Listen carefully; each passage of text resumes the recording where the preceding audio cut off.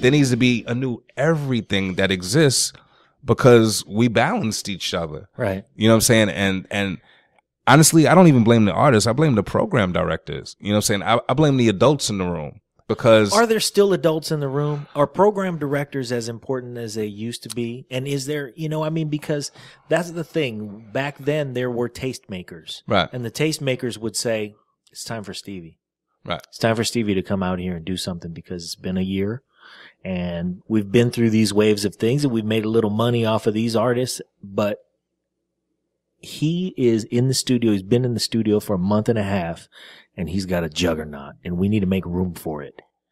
And that used to happen, but that doesn't happen the anymore. syndication now that exists, true, has taken a lot of power out of people's hands. But I still blame them because they're in the room. Yeah. All control these little badass kids. And control your boss. Yeah. Like, it's become to the point where no one speaks out against the money. All right, cool. Everyone's trying to make money, this and the other. But like I said, we're at a point now where we're sacrificing the community for the well-being of the individual, for the well-being of the radio station, for ratings. I seriously doubt that the owners of these stations, these syndicate stations, or the program directors listen to this music at home. No. Allow their children to listen to this music at home. No. You know what I'm saying? But they'll feed it to ours. Yeah. And that's what it's become. That's where it's like, that's where I try to shut it down. Like that's where I speak. That's why I speak about them. You're not cool. That's not cool, and you're not cool. And if there is a sellout, that's what it is.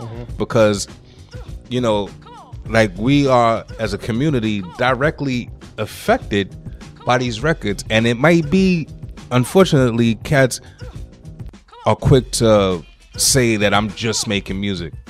No, you're influencing the world. You're influencing everyone that listens to your records. And there's a walk that more than you know will walk to behind what you're saying. I can't tell you how many cats emulate Jay-Z, Puffy, Biggie, Tupac. And these dudes aren't necessarily who they tell you they are. But they'll put you in line for a walk that if they did walk it, they don't walk it anymore. And I question that they ever walked it. I love Ice Cube. I always have.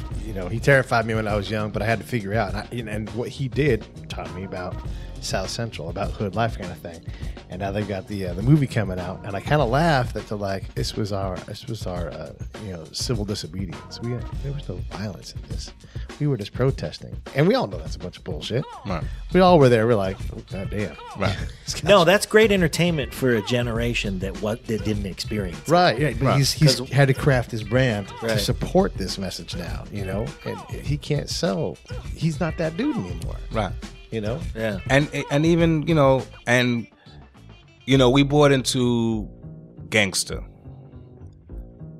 but I questioned that when at its prime. Like yes, like you did. Yes, you did. To say like, what are we doing? Even gangsters don't want you to know they're gangsters. Right. Number one. Right.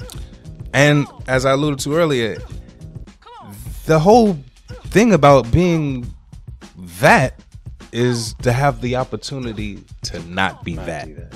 And the way we present it is like it's the greatest thing in the world. Yeah. And it's only when your family member's not here, it's only when you're doing an asshole full of time, or saying like it's only when we're affected in the worst of ways behind it that we realize. Yeah. You know what I'm saying? And I questioned it then, my father was a heroin dealer, you know what I'm saying? I've been busted for hustling. I don't even really make these records because I feel like I'd be hustling my vices. I don't really necessarily want you to dig me for that. I lost respect in myself behind some of my walk. You know what I'm saying? So I don't necessarily, and not to say that you couldn't learn from it. Right. I think I inadvertently teach you things just because I have a knowledge of. You know what I'm saying? So I'll speak to things that might allude to me having a knowledge of. But I won't come out and be like, when I was, 18 years old, I used to sell coke and I was just the coolest thing I could have ever done.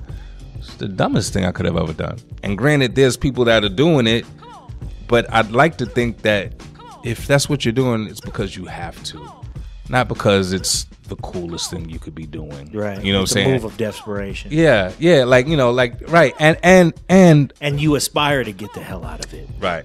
And you know, the main thing that really messed me up when I found myself doing 10 months on Rikers Island behind it was that I really had to look in the mirror and know I didn't have to do this. I'm much more intelligent than this. This is not the only thing that I'm capable of doing. I sold myself short. You know what I'm saying? Like, why did I think that's what I had to do? I know people with jobs that make more money than people who hustle. You know what I'm saying? I know people that, you know, don't have to turn around their back, you know what I'm saying, that you know, they live a good life with a family that loves them, as opposed to people that they pay for to be around them. Right. You know, or like it's just such a dysfunctional walk that we glamorize. You know what I'm saying? So when this whole gangster thing came out, like, I honestly knew in my heart this was a step in the wrong direction. And, you know, it's unfortunate. Like, I don't mean to sound like that guy, because, you know, to a lot of cats, even at this point, you know, that's gangster is something that's cool.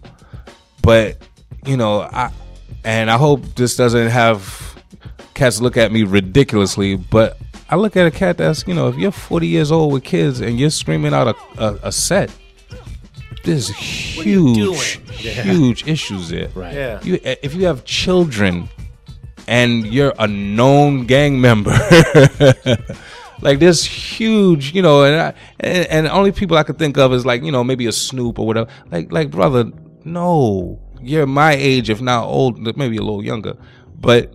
And maybe it's the culture. I'm not trying to, you know, like, I don't really know to say that it is or it isn't, but I do know as far as people, you know what I'm saying, as far as people go, that we have to garner the strength to stand above our circumstances, or the circumstances that we grow in.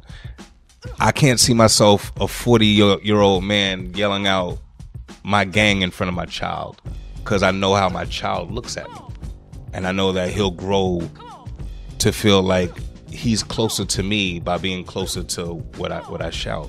Right. So I would never shout something like that. And I question, not just as, you know, single out Snoop, any 45-year-old man that's still your walk. Or even worse, the ones that are 30 plus that get into it. Yeah. Like, you know what I'm saying? I feel like, you know, if you're born into it and that's your reality and that you grew up with that, then that's something that, you know, that you deal with. You have to deal with. Right. And hopefully you have the wherewithal to change it. Right. But if you change to that. To it, right. Or if you have the opportunity to step above it. Right. And you know what I'm saying? Without it entirely. Right. And you don't take it. Choose the other. Then I question it. You know, and it all comes back to the music. It's all reflective in the music. Like I said, you have the opportunity to teach something, even if it's just with your walk. And I say that knowing that I've bumped my head, I've made my mistakes, and this, that, and the other. We all have. But one of the things that I can say about myself is that I earnestly try to do better. And I got to bring it back to say, I don't know if what I'm saying is something that just doesn't exist. Like, you know, like once you're in, you can't get out. I don't know. I've never been in. But at the end of the day, I have to think that if I were, I'd be trying to do something else. I'd be trying to teach something else. I'd be trying to grow somewhere else.